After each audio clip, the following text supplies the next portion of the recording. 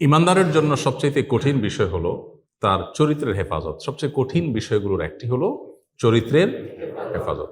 আল্লাহ সুবহানাহু ওয়া তাআলা কোরআনে কারীমে 18 নম্বর পারার প্রথম সূরা সূরা মুমিনুনের শুরুতে আল্লাহ বলেছেন, আউযু বিল্লাহি মিনাশ শাইতানির রাজীম, কদ আফলাহাল মুমিনুন, সেই ইমানদাররা সফল হবে, আল্লাযীনা হুম ফি সালাতিহিম খাশিউন, যারা তাদের সালাতে খুশু অবলম্বন করে, মনোযোগ ধরে রাখে, খুশুর সাথে সালাত আদায় করে।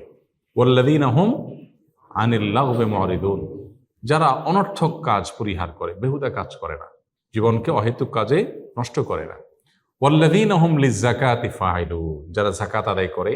ওয়াল্লাযীনা হুম লিফুরুজিহিম হাফিজুন, সফল মুমিনদের আরেকটি বৈশিষ্ট্য হলো যারা নিজেদের চরিত্রকে হেফাজত করে, সম্ভ্রম রক্ষা করে, যারা তাদের চরিত্রকে অন্যায় এবং আল্লাহর নিষিদ্ধ ক্ষেত্রে ব্যবহার করে না, অনাচার করে না।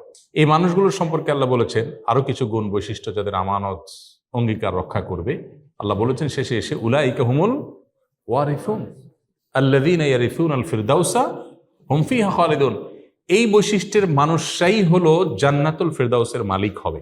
তারা জান্নাতুল ফিরদাউসের মালিক হবে, ওয়ারিস হবে। দুনিয়ার মতো না, একটা জমির মালিক হলাম আমি, আমার বাপ মরে গেল, এরপর আমি মালিক হলাম, হতে হতে 40-50 বছর বয়স হয়ে গেল, এরপরে আর 20-30 বছর পরে আমি নিজেই চলে গেলাম।